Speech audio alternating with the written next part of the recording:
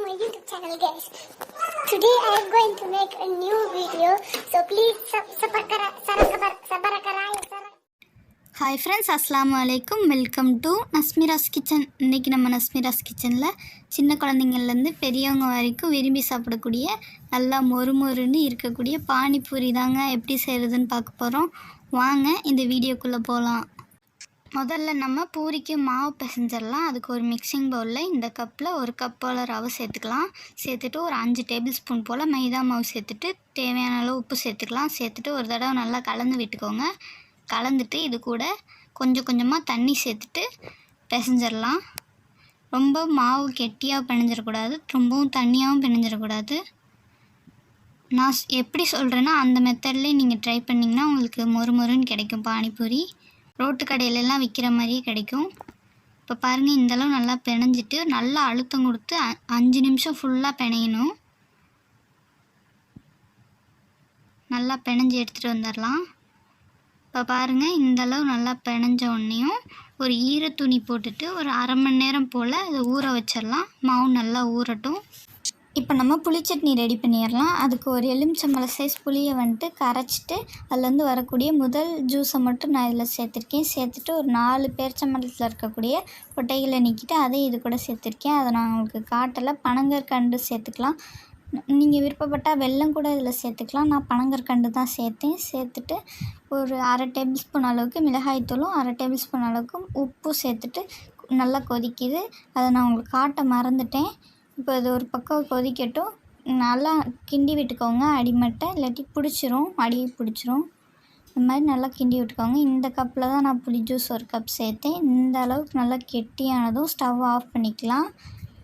இது ஒரு பக்கம் நல்லா ஆறட்டும். இப்போ நம்ம உருளைக்கிழங்கு மசாலா தயார் பண்ணிடலாம். அதுக்கு 2 உருளைக்கிழங்கு வேக வச்சுட்டு அதில் இருக்கக்கூடிய தோலெல்லாம் நீக்கி வச்சுருக்கேன். இப்போ நல்லா மசிச்சுட்டு இது கூட ஒரு அரை பெரிய வெங்காயத்தை இது மாதிரி குட்டி குட்டியாக நறுக்கி சேர்த்துருக்கேன். குட்டி குட்டியாக நறுக்குன்னா மல்லி இலையும் சேர்த்துட்டு நல்லா கலந்து விட்டுக்கலாம். கலந்துட்டு இது கூட காரத்திற்காக அரை டேபிள் ஸ்பூன் அளவுக்கு மிளகாய்த்தூளும் அரை டேபிள் ஸ்பூன் அளவுக்கு உப்பு சேர்த்துக்கிறேன். சேர்த்துட்டு இதையும் ஒரு தடவை கலந்து விட்டுக்கலாம். இதுக்கிடையில் நம்ம சேனல் நஸ்மிராஸ் கிச்சனுக்கு சப்ஸ்கிரைப் பண்ணாதவங்க சப்ஸ்கிரைப் பண்ணிக்கோங்க. பக்கத்தில் இருக்க பெல் பட்டனை கிளிக் பண்ணி ஆள் கொடுத்து வச்சுக்கோங்க. இந்தளவு நல்லா பிசைஞ்சதும் இதையும் ஒரு ஓரமாக வச்சுக்கலாம். இப்போ நம்ம பானி ரெடி பண்ணிடலாம். அதுக்கு ஒரு மிக்சிங் ஜாரில் ஒரு கொத்து மல்லி இலை, ஒரு கொத்து புதினா இலை சேர்த்துட்டு புளிப்புச்சுவைக்காக கொஞ்சம் போல் லெமன் புழிஞ்சுக்கிறேங்க. புழிஞ்சிட்டு இது கூட அரை டேபிள் ஸ்பூன் அளவுக்கு சீரகம், தேவையான அளவுக்கு உப்பு சேர்த்துட்டு காரத்திற்காக நான் 3 பச்சை மிளகா சேர்த்துக்கிறேன். சேர்த்துட்டு இது கூட கொஞ்சம் போல் தண்ணி சேர்த்துட்டு அரைச்சி வடிகட்டிட்டு அதில் இருக்கக்கூடிய ஜூஸை மட்டும் சேர்த்துட்டு இந்த மாதிரி எடுத்துகிட்டு வந்துடலாம். இது கூட 2 டம்ளர் அளவுக்கு தண்ணி சேர்த்துக்கலாம். சேர்த்துட்டு இந்த ஸ்டேஜில் உப்பெல்லாம் சரியாக இருக்கான்னு செக் பண்ணிக்கோங்க. இந்த அளவுக்கு இருக்கணும் பானி. இது ஒரு ஓரமாக இருக்கட்டும். இப்போ நம்ம ஊற வச்சுருந்த மாவை பார்க்கலாம். இந்த அளவு நல்லா வந்திருக்கு. இதை திருப்பி நல்லா பிணைஞ்சு விட்டுக்கலாம். இப்போ நம்ம ஒரு சப்பாத்தி கட்டையில் கொஞ்சம் போல் மாவு தூவிட்டு நம்ம பிணைஞ்சு வச்சுருந்த மாவை இது கூட சேர்த்துட்டு நல்லா அழுத்தம் கொடுத்து பிணைஞ்சிக்கலாங்க.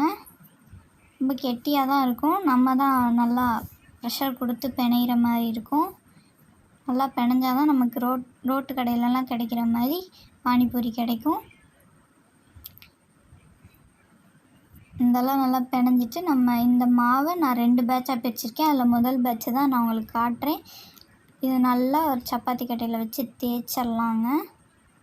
குழந்தைங்க இனிமேல் ஸ்நாக்ஸ் கேட்டால் நீங்கள் பானிபூரி இந்த மாதிரி வீட்டிலே செஞ்சு கொடுக்கலாம். கடையிலலாம் வாங்கி கொடுக்காம இந்தளவு நல்லா தேய்ச்சிட்டு ஒரு மூடி இல்லைன்னா ஒரு கட்டர் வச்சுட்டு நம்ம கட் பண்ணிக்கலாம். நான் மூடியில் தான் கட் பண்ணுறேன். ஒவ்வொரு இதாக கட் பண்ணிக்கலாம். இந்த மாதிரி எல்லாத்தையும் வெட்டிட்டு வேஸ்ட்டாக இருக்கக்கூடிய மாவுகளை தனியாக எடுத்து வச்சுக்கோங்க. இதை யூஸ் பண்ணிக்கலாம். இப்போ ஒரு கடாயில் எண்ணெய் ஊற்றிட்டு எண்ணெய் நல்லா காஞ்சிடணும். ரொம்பவும் காஞ்சிட்டா நம்ம போடக்கூடிய பூரி கரிஞ்சிரும். இந்தளவு போட்டதும் மேலே எலும்புற மாதிரி பார்த்துக்கோங்க. இப்போ எல்லா மாவையும் சேர்த்துக்கலாம். சேர்த்துட்டு இந்த மாதிரி எண்ணெயை தூக்கி அந்த பூரியில் ஊற்றுனிங்கன்னா பூரி நல்லா புஷ்ஷுன்னு வரும். இந்த மாதிரியே எல்லா பூரியும் போட்டு எடுத்துக்கலாம்.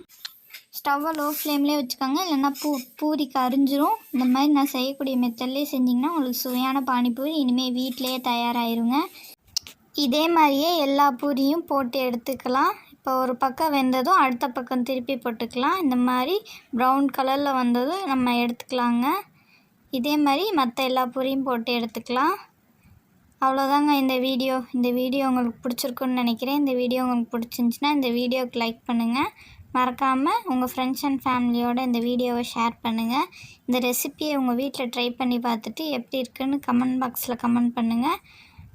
மறக்காமல் நம்ம சேனல் நஸ்மிராஸ் கிச்சனுக்கு சப்ஸ்கிரைப் பண்ணாதவங்க சப்ஸ்கிரைப் பண்ணிவிட்டு பக்கத்தில் இருக்க பெல் ஐக்கானை கிளிக் பண்ணி ஆல் கொடுத்து வச்சுக்கோங்க.